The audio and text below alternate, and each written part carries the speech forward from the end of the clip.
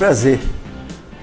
Estamos em mais uma atividade da nossa divulgação espírita, através do nosso GD. E ela volta.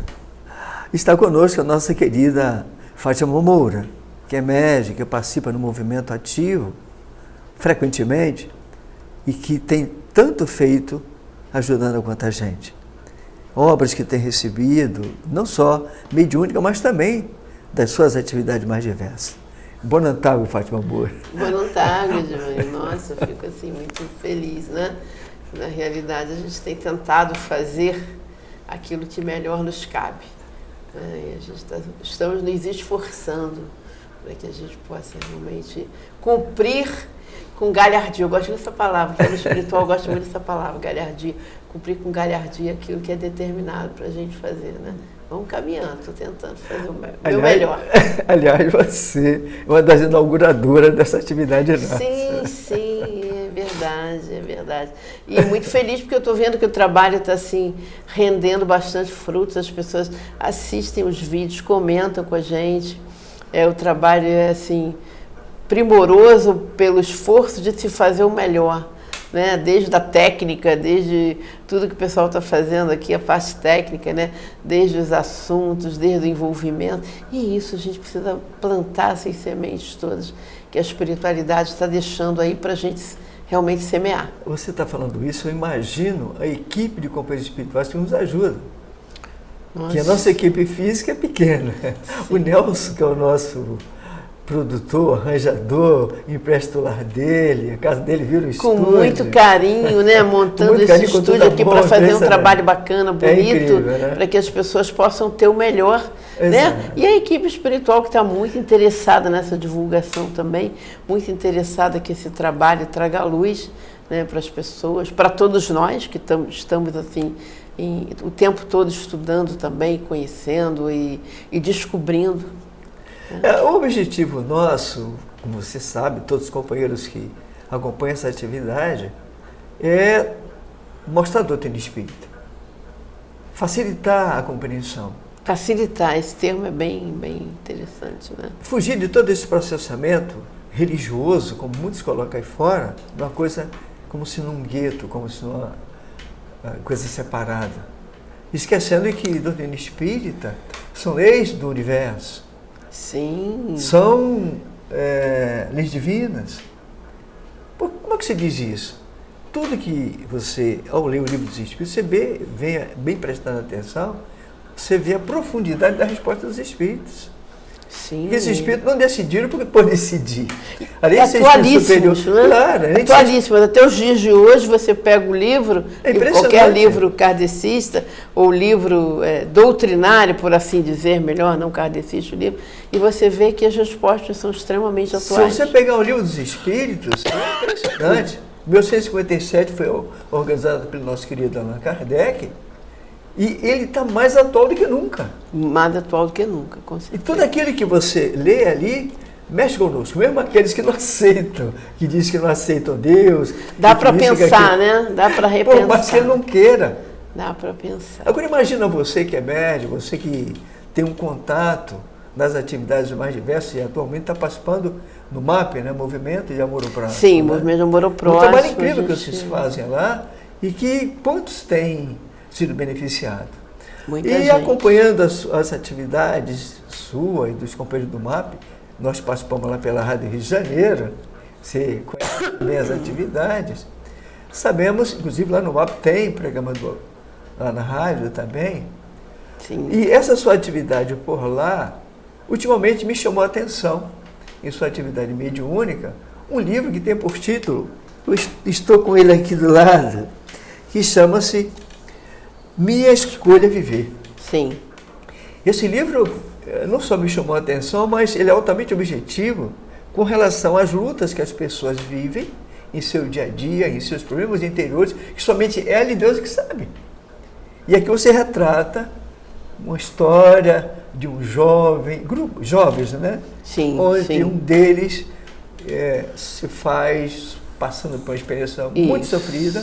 É tomado, né, pela curiosidade sobre as drogas. Exato. E acaba descobrindo uma situação. Como é que você concebeu, não é meu termo, mas como os espíritos se aproximou de você, como todo esse desdobramento se fez de tal ordem, porque o tema que você está aqui retratando, o que os espíritos estão retratando aqui, Sim. ele está muito atual, que é as drogas. Sim. Esse livro é muito interessante, Givanildo, porque as primeiras edições dele foram feitas pelo CELD, Centro Espírita Leon Denis, justamente porque o CELD tinha um trabalho, tem ainda, né? Um trabalho de acolhimento aos usuários de drogas. CELD do Rio de Janeiro, Bento Ribeiro. Centro Espírita. E lá na Rua Tácito Esmeris, em Bento Ribeiro, um acolhimento para pessoas envolvidas com as drogas, seus familiares. E foi feito pelo CELD, 2 ou 3 edições, e logo após o livro não pôde mais ser feito pelo CELD, e a gente agora é um trabalho feito lá pela editora M, São Paulo, né, que fez esse belíssimo trabalho aí gráfico, e agora essa edição está lá com eles. E como você falou, é um assunto bastante interessante, a gente vê o tempo todo os jovens voltados para as drogas. Jovens, né? E não jovens. Jovens e não jovens. Até as crianças pessoas, até crianças, né? Vivenciando. E esse livro, ele tem um aspecto muito interessante, que eu gosto muito, né? Que ele, ao mesmo tempo que ele é um livro, é um romance na linguagem de jovem. É uma história que traz assim, muitas coisas interessantes dentro dessa linguagem, desse universo peculiar do jovem, mas é um livro bastante explicativo também, porque tem um personagem que é médico e ele começa a falar sobre todos os tipos de droga utilizado, quais são as consequências, enfim, ele faz um apanhado bem interessante desse universo aí das drogas. Na concepção não, mas na recepção mediúnica do livro, esse livro foi recebido lá para os anos 90, não foi? 90? Mais ou menos, acho que 90 ou 91, por aí. Você, ao receber esse livro, já tinha uma preocupação grande da espiritualidade com relação às drogas. Sim. Nós estamos em 2019, Sim. Como aumenta cada dia que passa, naquele momento em que você recebe o livro, o período em que o recebeu, você chegou a divisar no plano espiritual situações mediúnicas de pessoas vivenciando as drogas, o seu retorno ao plano espiritual, porque no final aqui do livro ele pratica, se não me engano, um suicídio, não é isso? Não, ele não pratica um suicídio exatamente. Quer dizer, indiretamente, porque as drogas acabam minando a saúde dele, né? Sim. Então, indiretamente, ele acaba sucumbindo mais uma vez, porque ele conta essa história, que numa outra encarnação, ele havia passado por esse processo, reencarnou a fim de poder se recuperar e acaba sucumbindo novamente. Porque os apelos do mundo são muito fortes, não é, Givanildo? Para o nosso jovem, para o jovem em geral. Eu, enquanto professora, agora aposentada, mas sempre trabalhando com jovens, profissionalmente e também como evangelizadora de casa espírita, já nessa época aí desse livro, a gente já existia uma preocupação muito grande com a questão das drogas entre os jovens, entre as crianças e entre as pessoas de um modo geral. Realmente essa coisa de a depressão, né, a doença do momento, hoje em dia a gente está falando mais, naquela época a gente não falava muito, mas ela já estava embutida de alguma maneira, então as pessoas querem fugir da dor, e acabam vivenciando experiências não felizes, né, que com certeza vão destruir a sua saúde. Agora, se eu falar isso, você vai dizer assim, realmente isso aconteceu. Aí eu vou fazer a seguinte pergunta para você. Como resistir? Como a pessoa, principalmente o jovem, resistir situações em que a cada instante o apelo que se faz é imenso? É claro que não está errado as atividades aqui, ali e acolá. Só que eu observo que muitas das vezes as atividades estabelecidas, ela, em vez de trazer alegria, em vez de trazer uma compreensão mais profunda, afinal, somos espíritos, precisamos de felicidade, sim. mesmo que momentaneamente. Só que o que nós estamos observando é que certas atividades, em vez de ajudar, deixa as pessoas cada vez mais presas, por exemplo, ao alcoolismo, sim, às o drogas, excesso do álcool, o excesso da prostituição, o próprio excesso de comida, de droga, de álcool, né? Aí, como você está falando, uma coisa muito interessante, o jovem, mas eu tenho que viver a vida, aproveitar isso é interessante, né? Ao máximo, né? Mas aí quando a gente começa a descobrir que a gente é eterno, né? E que de repente esse corpo que nós recebemos, nós precisamos cuidar muito bem dele, porque é através dele que nós vamos poder ajustar tudo aquilo que nós viemos fazer aqui. Aí a gente descobre a importância da gente cuidar bem desse corpo. Aí o não excesso a não utilização de bebidas alcoólicas, porque para as pessoas, muitas pessoas que não têm essa noção ainda, eu vou curtir meu final de semana, vou sentar e vou tomar todas as cervejas do mundo, vou comer todos os churrascos. Não estou dizendo que seja errado a pessoa comer um churrasco, ou estar com a sua família, não é isso que eu estou dizendo. Eu estou dizendo que a pessoa precisa aprender a conservar esse corpo, né? a não utilizá-lo de maneira errada. E com certeza, bebida em excesso, comida em excesso, né? E todas as outras coisas em excesso, com certeza aniquilam o corpo físico. Agora, como, portanto, as pessoas evitarem esses excessos? De que maneira você que tem uma larga experiência, desde professora, e mais tarde se tornando espírita, ou, melhor dizendo, você é de berço espírita. Sim, eu nasci numa família espírita. O que te ajudou bastante e que poderá ser referencial para muitos, de modo geral, para evitar esses excessos? Eu costumo dizer que eu sou sortuda, né, João? Eu tive muita sorte de reencarnar numa família espírita, né? Para um espírito como eu. Às vezes eu paro para pensar, eu digo, nossa, se eu não tivesse tido a doutrina na minha vida, como é que seria? Tantas outras coisas eu teria feito. Mas eu acredito assim, que quando a gente começa a valorizar a vida que a gente tem, começa a enxergar a vida com outros olhos. O que eu estou fazendo aqui? Quando o nosso espírito começa a dizer, o que eu estou fazendo? Qual é a real finalidade de eu estar na Terra? Eu estou aqui na colônia de férias, eu vim só para curtir, ou eu vim para aprender, eu vim para ensinar, eu vim para valorizar tudo que eu tenho. Eu acredito que a partir desse momento a gente começa a ver a vida com outros olhos e a gente se torna mais forte. E a doutrina espírita, com certeza, me ajudou e tenho certeza que vai ajudar muitas outras pessoas, porque ela nos mostra o porquê de nós estarmos aqui. Qual é o verdadeiro sentido da nossa vida? Claro.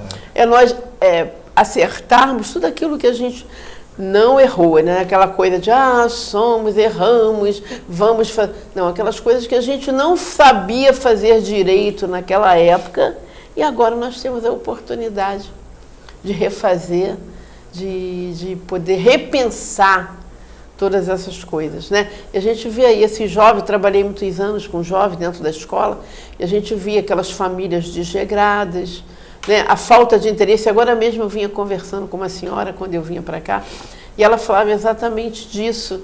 Ela dizia, olha, eu sou uma avó muito presente, eu vou na escola da minha neta perguntar como é que ela... Isso é importante. Às vezes as famílias não se interessam pelos filhos, se sofrem bullying, se estão passando por dificuldades, até na parte pedagógica mesmo do aprendizado, né?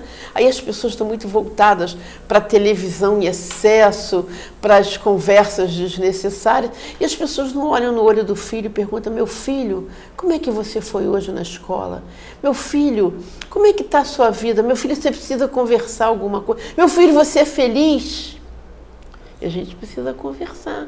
Mas a gente sai o tempo todo, deixa bilhete na geladeira, a gente quase não se fala. Na hora da novela das 8 ninguém conversa, fica todo mundo com o olho grudado na TV e a vida vai passando.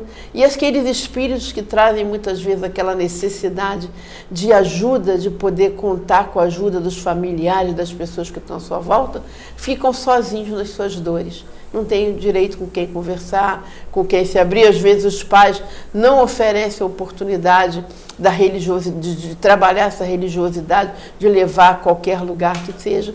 E esses jovens, essas pessoas, a solidão, as pessoas se sentem sozinhas. Eu não tenho amigo, a gente vê muito isso nas redes sociais, né? Essa semana alguns amigos pedindo para adicionar e uma senhora entrou, olha, desculpa eu entrar no seu perfil, mas eu estou muito sozinho, eu preciso de alguém para conversar. Né? Olha só. Então as pessoas acabam buscando um refúgio. Infelizmente, muitas vezes o suicídio, muitas vezes o uso das drogas, né, que momentaneamente dá aquela sensação de prazer. Nesse momento você pode tudo, mas que... Você tocou em dois assuntos aí que eu não ia falar dele, ia deixar para outro, mas eu tenho que falar.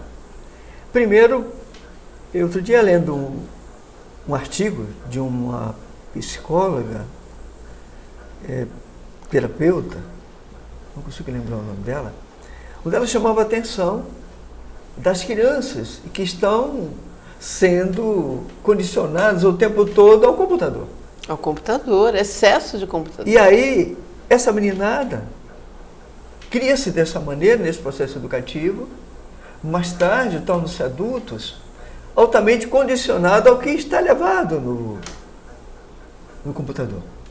Altamente violentos, né? Esses joguinhos de um matar o que outro. Jogos que pudessem, na verdade, chamar a atenção para a educação, para ajudar. No sentido pedagógico, na maior parte, não existe. Não existe. E a gente está preocupado porque estão aumentando esse tipo de atividade, até em nível mundial, e aqui no Brasil nós estamos fazendo já. Ninguém é contra que exista o jogo aqui, ali, ou lá, que aconteça no computador. Primeiro, há uma necessidade de limitar isso aí. Segundo, aqueles que estão produzindo esses filmes ou esses jogos, pensem, inclusive, em suas próprias famílias. Sim, nos seus próprios filhos, de repente, netos e crianças. Problemas sérios em seus familiares, e não estão prestando atenção, como você bem colocou.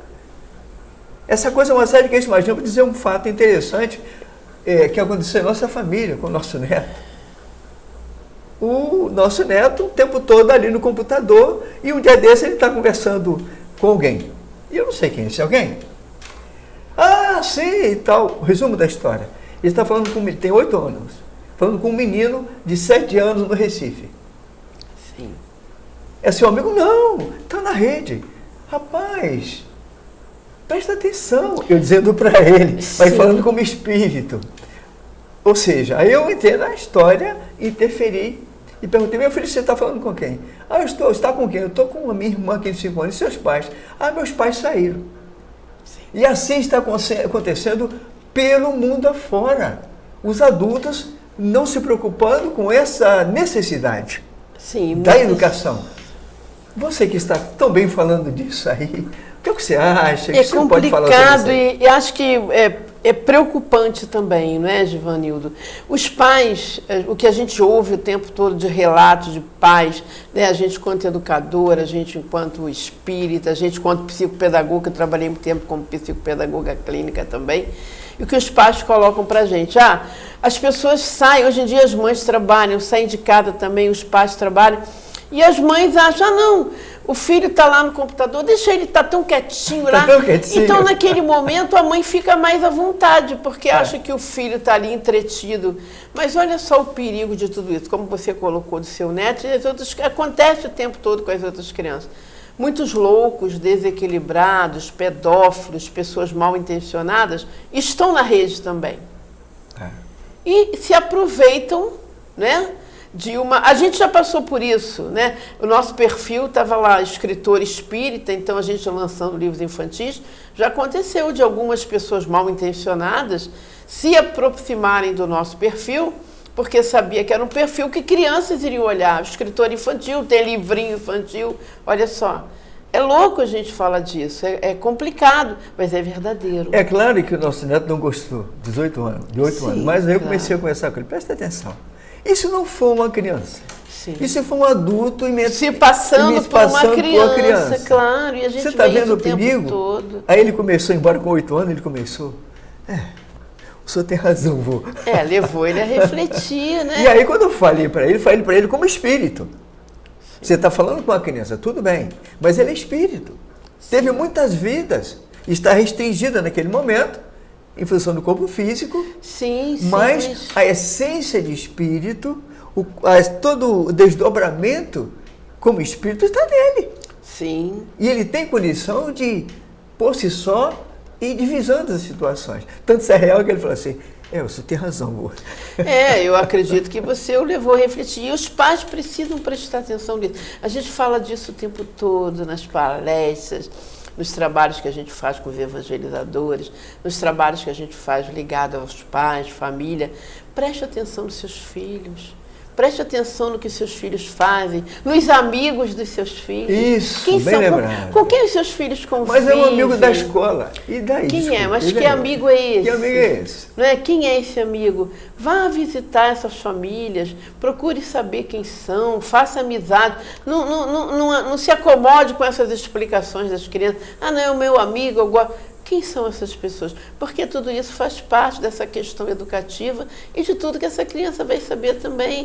Preste atenção, está lá muito tempo quietinho, não deixe o computador ao alcance das crianças o tempo todo. Faça uma coisa mais direcionada, porque mesmo. Muita gente está se aproveitando disso para infiltrar ideias. Você lembra essas coisas de jogos que aconteceu aí, que não é invenção da mídia, é totalmente verdadeiro. A Momo, que leva as crianças a suicídio, isso é verdadeiro, é verídico. Isso. A Baleia Azul, que infligia as crianças a suicídio, e tantas outras coisas.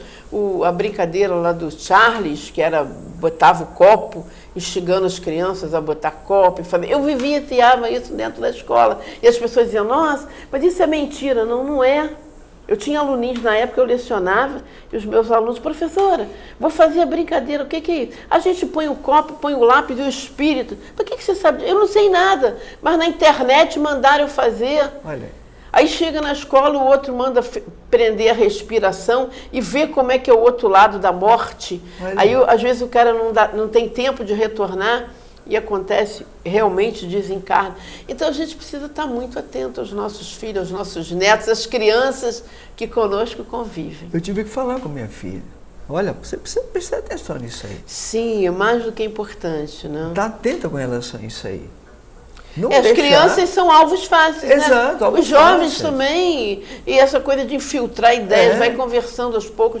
E a gente sabe que os companheiros do mal, né, eles se infiltram. Nós estamos em plano de expiação de prova. Aqui predomina mais o mal do que o bem. Do que o bem, com certeza. O que eu comentei? Então, alerta, estamos atentos. Importante isso, alertas. eu comentei para eles, olha só, você já é espírita, ele é espírita, a família lá em casa. Aí o que é que eu disse para ele? Olha só, você precisa prestar atenção nos jogos que você está fazendo. Aí, na hora que eu entrei naqueles momentos, ele estava brincando, tem um brinquedo de construção e que tem alguém destruindo tudo. Isso ali, esse brinquedo não é bom para você. Porque você não pega jogos, pega coisas que você sinta que é legal e que você sinta que... que vai aprender algo, legal, né? Que vai aprender legal. Algo. O que esses jogos estão trazendo? Algum aprendizado? De bem entender ou isso. Simplesmente, né? Eu conheço pais, né, que deixam as crianças brincarem nesses jogos violentos, de metralha, e dão arma de presente. A maioria é de violência. Né? E dão arma de presente. Você já viu as pessoas? De arma, né, vão dar e presentei o filho com mais... depois reclama, mas o mundo está tão violento. Como é que não estaria se nós estamos formando violentos? E tem gente dizendo assim, não, ele tem que estar armado para se defender. Defender de quê? Essa loucura toda que a gente está vivenciando aí, né? Desse momento aí, vamos armar. Nossa, a criança tem que ser armada de livros, de bons exemplos, de carinho, todas as coisas. As armas ficam para... Uma outra coisa, evitar cada vez mais, não sei se esse é o verbo correto, adultizar a criança. Isso, com certeza. As crianças já estão se tornando adultos e nem ainda começaram a despertar o espírito. As menininhas todas vestidas assim, pintadas, maquiadas, com muito blush, com muito batom, e isso realmente é a fase, né? As crianças, a nossa existência, ela está dividida por fases, né? E aqui a gente também, dentro da pedagogia, né? A formação pedagógica também. Então, a criança de 0 a 2 anos, ela está no sensorial, descobrindo o mundo através do tato, e de 2 a 5 anos ela está participando dali, mas ela tem aquele momento de inocência, de criança. Então, você acaba tirando essa inocência.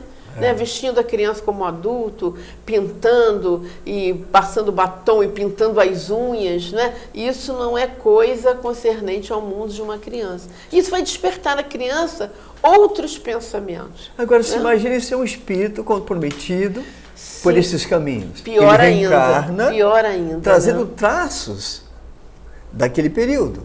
Embora restringido, ele como espírito na condição de agir como um adulto. Sim. Vai despertar coisas que não estão amadurecidas exatamente, ainda para eclodir. A importância da evangelização.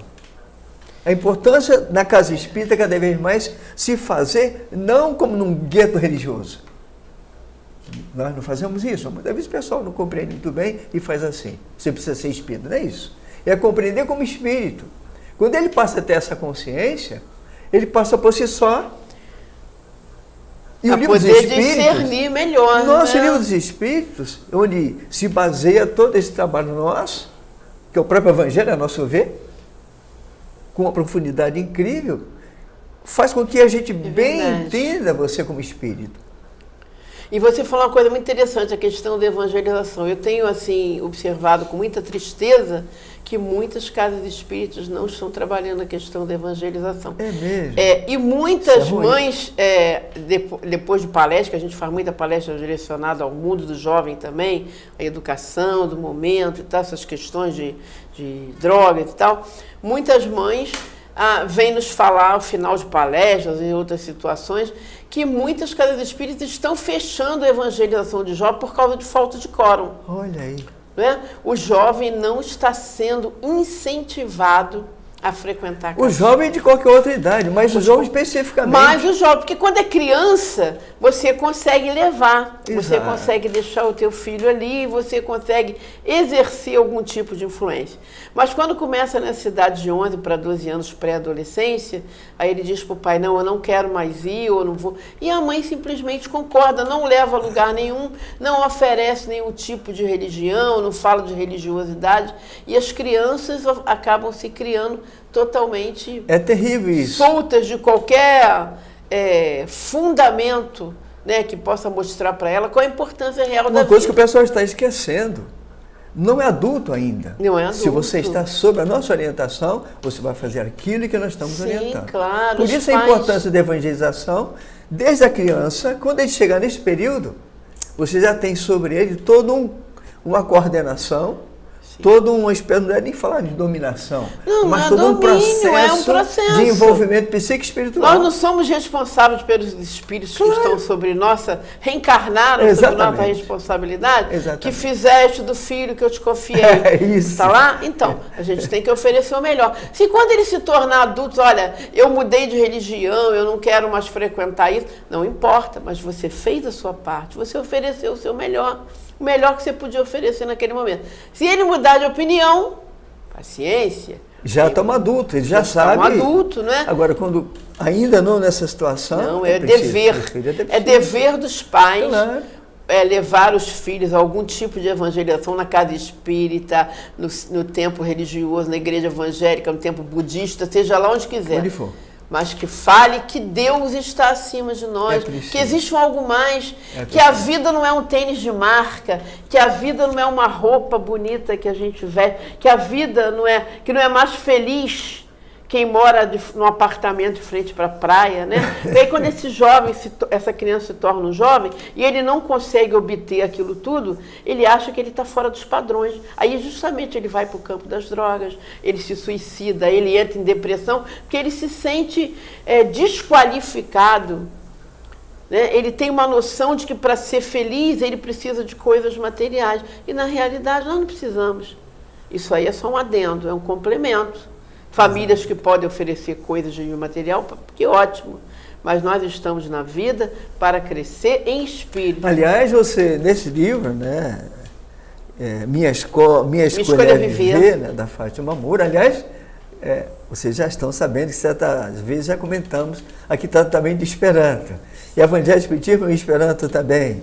Isso. E já comentamos sobre o livro dela, que tem por título AIDS, Muita Linha da Dor. Isso, tem lá Esperanto, fui muito honrada, né? E que está rodando pelo mundo afora.